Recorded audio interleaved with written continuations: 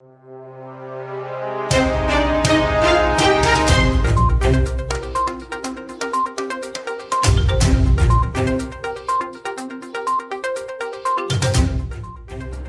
to War India News Hour. Companies in India reported more cyber attacks than any other country in the world.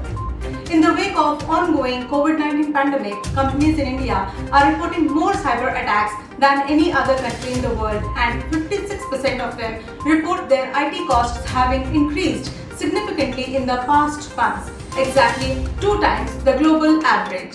The report further highlights that 92% of the companies globally have adopted new technologies to enable remote work, including workplace collaboration tools, privacy solutions, and endpoint cybersecurity. The challenge for organizations is that managing the protection of data across the company network and all of those new devices used a stake of different solutions is expensive, time-consuming, and complicated.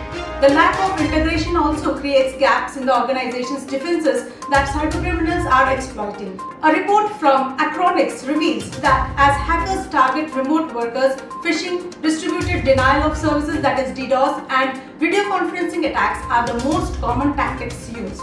The key findings are 39% of global companies experienced a video conferencing attack in the past 3 months as workers rely on apps like Zoom, Cisco WebEx, and Microsoft Teams.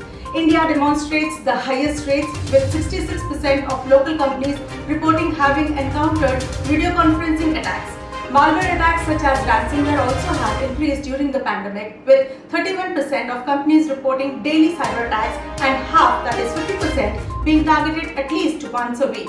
India reported twice as many attacks as any other country, followed by the US and the UAE.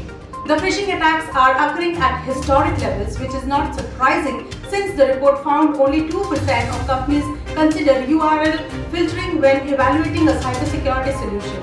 That oversight leaves remote workers vulnerable to phishing sites, while 62% of companies in India report struggling with phishing attacks.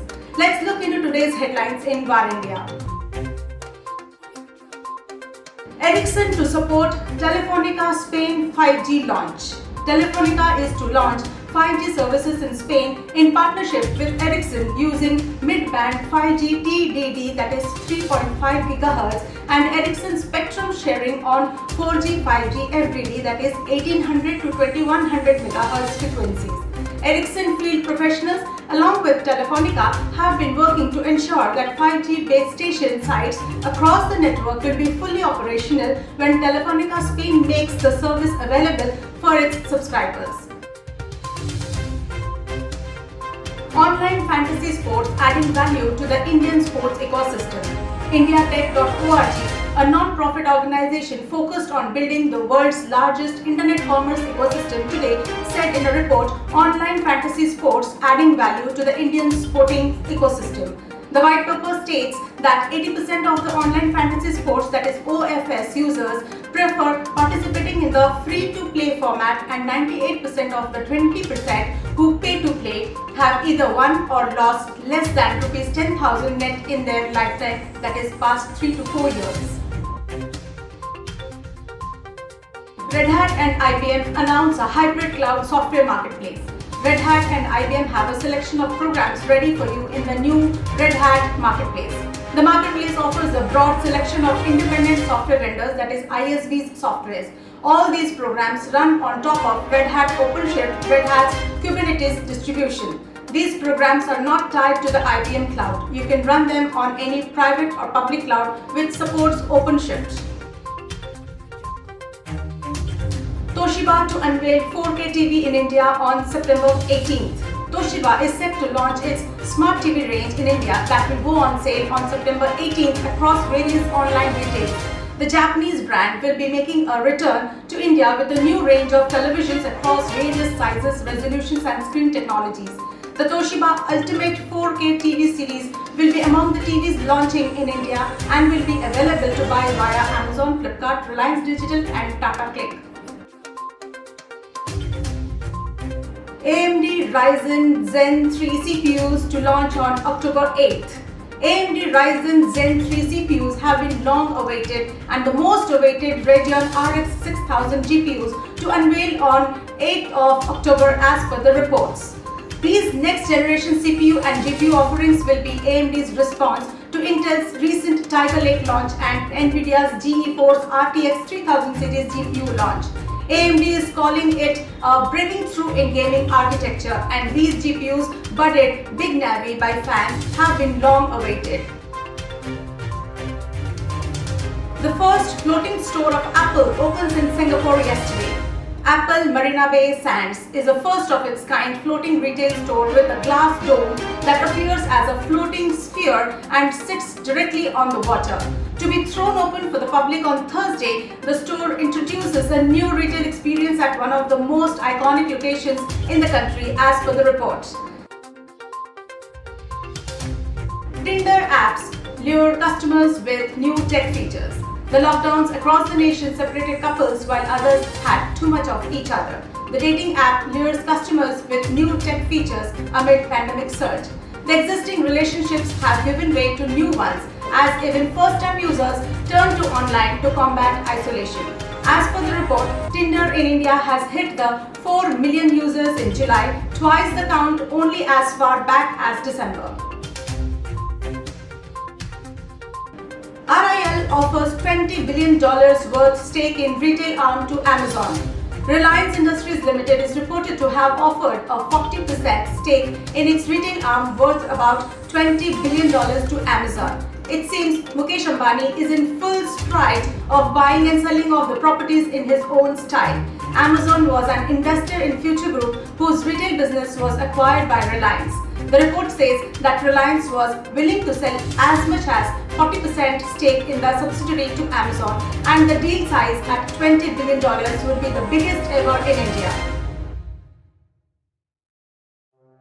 No merger plans with SBI as repays entire rupees 50,000 crores to RBI, says Yes Bank.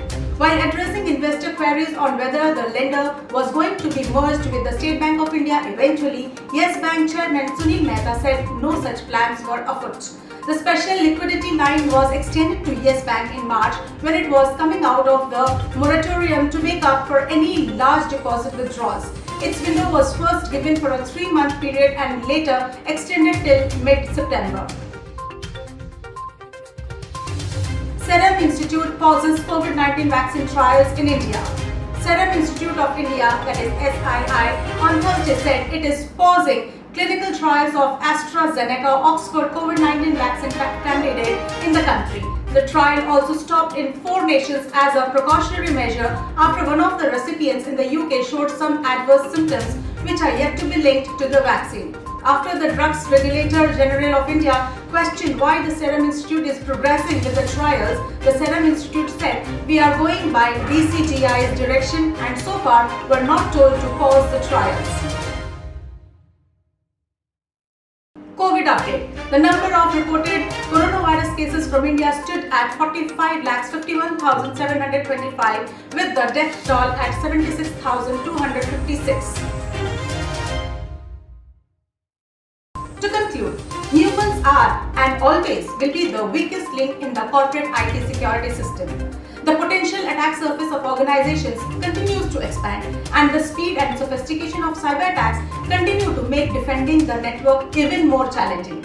With IT teams on constant alert and much of their time spent putting out fires, it can be difficult for organizations to pause and look at the big picture. The motivation of threat actors has changed dramatically. In the early days, the primary purpose of viruses was mainly research. Later, they were used to disable computers and delete files. In general, hacking was more about fame and prestige than money. However, it is worrying that leveraging emails to distribute malware, a strategy first invented several decades ago, is still very effective these days. Most of the time, the cyber attacker's goal is money.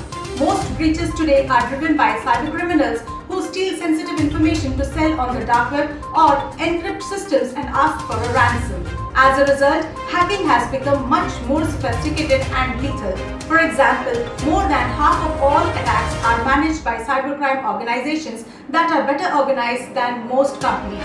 They have CEOs, account managers, and dedicated call centers that support the victims in paying ransoms. They approach their work like any business except that their revenue streams are stolen data and extortion. Their new cybercrime as a service ecosystem is one of the biggest reasons why the cybercrime industry grows dramatically and generates more than $1 trillion in revenue every year. I would rather say it is an organized crime at different levels. Let's wind up for the day, but do not forget to like, share, comment and subscribe to War India News Magazine. Please download the War India app for the latest news and updates, which is available on Google Play Store. Stay tuned for more updates. Thank you.